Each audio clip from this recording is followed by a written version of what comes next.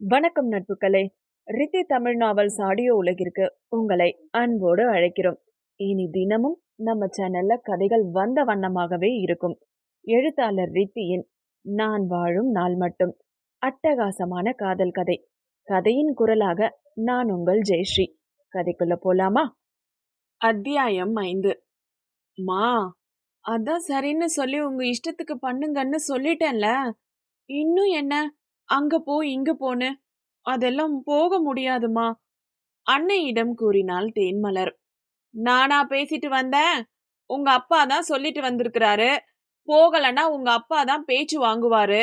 உறவு உன் இஷ்டம் என்று சந்திரா சொல்ல, மா என அத்தனை சினுங்கி பல்லை கடித்தாள் தேன்மலர். தந்தை பாசமாய் கொஞ்சி கொஞ்சி கேட்கவும் மறுக்க முடியாமல் திருமணத்திற்கு சம்மதத்தை கூறியிருக்க, மீண்டும் பேச்சு சக்திவேலிடம் வந்து நின்ற பின் மறுக்க முடியவில்லை தேன்மலருக்கு. இன்று காலை கல்லூரிக்கு அவள் கிளம்பும் போது மாப்பிள்ளை வீட்டில் சென்று பேச போவதாய் பேசிக் கொண்டிருந்தது காதில் விழத்தான் செய்தது. ஆனால் அன்றே இருவர் வீட்டிலுமாய் கலந்து ஜாதகமும் பார்த்து வந்து விட்டதாய் கூற ஏகத்திற்கும் அதிர்ந்தால் நடப்பவற்றின் வேகத்தில்.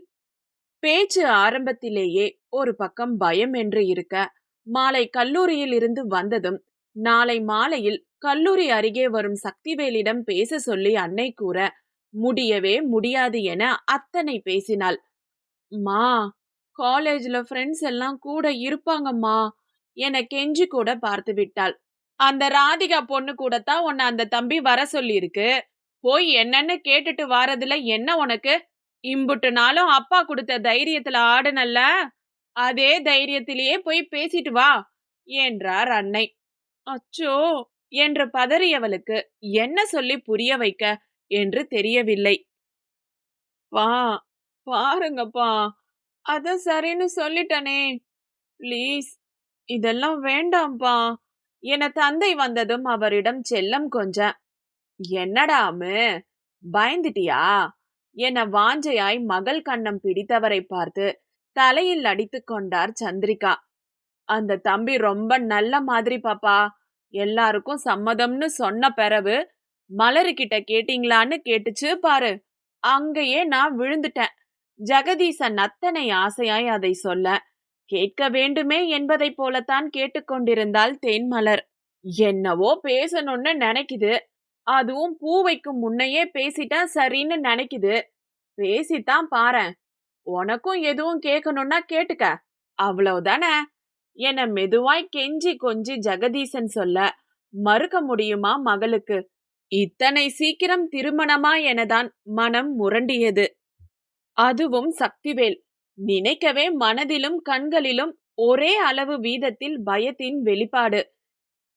என்னவோ முதலில் அவன் கூறியதாய் வந்து அவன் அப்பத்தா கேட்டபோதே எங்கே இப்போதே திருமணம் செய்து வைத்து விடுவார்களோ என பயந்தவளுக்கு அவனை பார்க்கும் போதும் அதே பார்வை தோன்றுவதை நிறுத்த முடியவில்லை.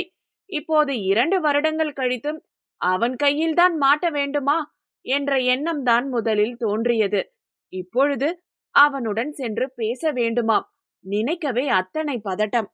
வீட்டுக்காவது வர சொல்லுங்கப்பா என்ற மகளை பார்த்து வாய்விட்டு சிரித்திருந்தார் தந்தை. எல்லாமே முடிவாகி பூ வைக்க நாளும் அவங்க வீட்டுல சொல்லிட்டாங்க பாப்பா. இப்போ உன்கிட்ட பேசணும்னு சொல்லுதாகன்னா தனியா பேசத்தானே நினைப்பாக. வீட்டுலன்னா அவங்களுக்கு சௌரியப்படணும்ல என்று ஜெகதீசன் அத்தனை பொறுமையாய் சொல்ல, ஏங்க கழுத வயசாச்சு, ஒவ்வொன்னுக்கும் இப்படி கொஞ்சிக்கிட்டு இருந்தா போற இடத்துல என்ன வளர்த்தாகன்னு கேட்க போறாங்கங்க. வேற ஊராதான் இருக்கும்னு நினைச்சு இவ்வளோ நாளும் கவலையா இருந்தேன். இப்ப ஊருக்குள்ளேயே பேரு மணக்காது என்று கேட்க, மா என்றவள் கோபத்தில் சிரித்தார் ஜெகதீசனும். மாமனார் மாமியார் இல்லைன்னு ஓவரா ஆட்டம் போட நினைக்காத, அதுதான் இருக்கிறதுலயே கஷ்டம். ஒரு வேலை விடாம அம்புட்டும் உன் பொறுப்புக்கு தான் வரும். அதுவும் வீட்டோட மூத்த மருமகன்ற பேரோட நீ தான் பார்த்து நடந்துக்கணும் என்றெல்லாம் முதல் நாளே அத்தனை பேசினார் சந்திரா. தேன்மலர் மலைத்து அமர்ந்து விட்டால் கேட்டவற்றில் பாதிக்கே.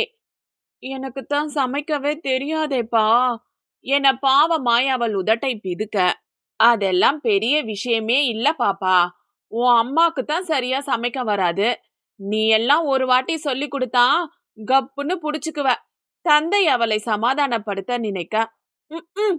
இந்த வயசுக்கு மேல புருஷன்தான் சமைக்க சொல்லி கொடுக்கணும்" என அதிலுமே சந்திரா குறுக்கிட, அத்தனையும் கேட்டுக்கொண்டு தூங்கியவள் கனவில் கூட திருமணம், சமையல், வேலை என கனவில் கடுப்பானவள் வழக்கத்துக்கு முன்பே எழுந்து கொண்டாள் தலைவலியோடு. "இந்தா காப்பி. இனிமே இப்படி கண்ணு முழிச்சதெல்லாம் காப்பி கிடைக்காது. எல்லாம் கத்துக்கோ" என சொல்லிவிட்டு சந்திரா சொல்ல, "மீண்டுமா? அதுவும் காலையிலேவா?" என நொந்து கொண்டுதான் கிளம்ப தயாரானாள் கல்லூரிக்கு. "பாப்பா" என்றபடி சந்திரா அறைக்குள் வர, அந்த வார்த்தை எப்போதும் தந்தை அழைப்பது. அன்னை ஏதாவது ஐஸ் வைக்க மட்டும் உபயோகிப்பது என்று தெரிந்த தேன்மலர் சுதாரித்து அன்னையை பார்க்க, "இன்னைக்கு வெள்ளிக்கிழமல்ல, நீ வேணா காலேஜுக்கு சேலை கட்டிட்டு போயேன். சாயந்திரமா அப்பாவை கூப்பிட வர சொல்லுதேன்" என்று சேலைகளை ஆராய்ந்தபடி கூறினார் சந்திரா. எப்போதாவது அவளே விருப்பப்பட்டு கட்டி செல்வாள். செவ்வாய் வெள்ளிக்கிழமைகளில் கோவிலுக்கு சென்றுவிட்டு கல்லூரி செல்பவள் மாதத்திற்கு ஒரு முறை தானாய் புடவையில் செல்வது வழக்கம்தான். ஆனால் இன்று ஏன் அன்னை கூறுகிறார் என தெரியாதவள் இல்லையே. "மா" என்று தேன்மலர் பல்லை கடிக்க, "என்னடி, மத்த நாள் கட்டுவதான, அந்த மாதிரி கட்டிட்டு போயேன்" என்றவருக்கு ஒரு எண்ணம். "பேசாம போங்கம்மா, புடவையாம் புடவை" என்றவள் ஒரு டாப்பை எடுக்க, "அடங்காதவளே" என்றவர் அவள் எடுத்ததை அது எப்படி இருக்கும் அவளுக்கு என நினைத்து கூர்ந்து பார்த்துவிட்டுத்தான் நகர்ந்தார். "ஃப்ரிட்ஜில பூ வச்சிருக்கேன்" என ஒவ்வொன்றையும் கவனித்து அன்னை சொல்ல சொல்லதான் பதட்டம் கூடவே செய்தது தேன்மலருக்கு. "இவ்ளோவா?" அன்னை வைத்திருந்ததை பார்த்து அவள் விழிகள் அகல, "எப்பவும் வைக்கிறது தானடி" என்று ஒரு பேச்சு அன்னையிடம். எப்போதும் வைத்துக் கொள்ளும் அளவுக்கு மட்டும் எடுத்து வைத்துக் கொண்டவள் கண்ணாடியில் முகத்தை பார்த்து கொள்ள அவளை சரி பார்த்து கொண்டார் அன்னையும். "கிளம்புறேம்மா" என்று சொல்லி சென்றவள் வண்டியை எடுத்துக்கொள்ள தெய்வத்தை வேண்டிக் கொண்டு பார்த்து நின்றார் சந்திரா. அன்று முழுவதும் வகுப்பில் கவனமே இல்லை. நினைவு முழுவதும் மாலை என்ன செய்திட என்ற நினைப்பில்தான் இருந்தது. இதில் மதிய உணவு நேரத்தில் வேறு ராதிகா வந்தவள் முகம் பளிச்சென்று இருக்க, "அண்ணி" என தேன்மலரை கட்டிக்கொண்டவள், "ஈவினிங் என்ட்ரன்ஸ்ல வெயிட் பண்ணவா" என சொல்லி கேட்க, அதற்கே ஒரு மாதிரி ஆகிவிட்டாள் தேன்மலர். "அண்ணியா? என்ன புதுசா?" என்ற கேள்வி வேறு தோழிகளிடம். வாயை திறக்கவே இல்லை யாரிடமும். அன்றைய நாளை தள்ளிடவே பெரும்பாடு பட்டு போனாள் தேன்மலர். இதோ கல்லூரி முடிந்து வண்டியை எடுத்துக்கொண்டவள் ராதிகா கூறிய இடத்திற்கு வந்து சேர்ந்தாள். "அண்ணி அண்ணி" என குறிப்பிட்ட இடத்திற்கு செல்வதற்குள் அத்தனை அண்ணி ராதிகா கூறிவிட, என்ன கூறிவிட முடியும் அவளை? அங்கே சென்ற பின் அந்த கவலை முடிந்து, அவன் எப்போது வருவானோ, என்ன பேசுவானோ என்ற எண்ணத்தில் நெஞ்சம் மடித்து கொள்ள ஒரு நிலையில் இருக்க முடியவில்லை அவளால். 10 நிமிடங்கள் ஆகியும் அவன் வந்திருக்கவில்லை என்றதிலும் பதட்டத்திலும் இருந்தவள், "ராதிகா, மயக்கமே வந்துடும் போல, காஃபி சொல்வோமா" என்று கேட்கும் நேரம் அவளுக்கு பக்கவாட்டாய் வந்து நின்று அவள் கூறியதை கேட்டிருந்தான் சக்திவேல். "அண்ணே" என ராதிகா எழ, "உட்காரு" என தலையசைத்தவன், "உனக்கும் காஃபியா" என தங்கையிடம் சக்திவேல் கேட்க, அவள் தலையசைத்தாலும் இருவரையும் மாறி மாறி பார்த்து வைக்க, தேன்மலர் அவனை பார்த்ததும் அதே பார்வை அவன் விழிகளும் கண்டு கொண்டது.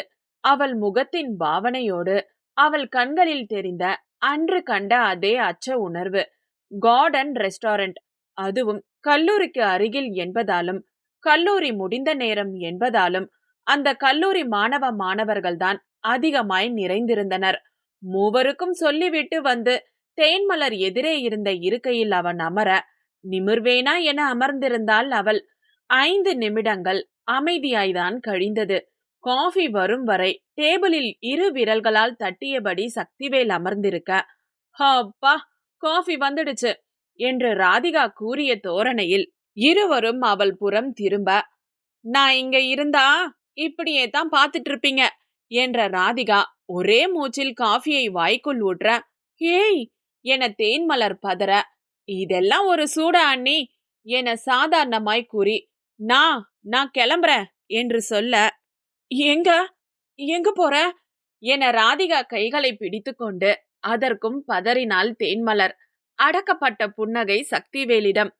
இங்கதான் அண்ணி, வெளியில பஸ் ஸ்டாண்ட்ல நிப்பேன், பஸ் வந்துச்சுன்னா தான் போவேன் என சமாதானம் போல ராதிகா சொல்ல புன்னகையை அடக்கவே முடியாமல் உதடுகளை மடக்கிக் கொண்டான் சக்திவேல்.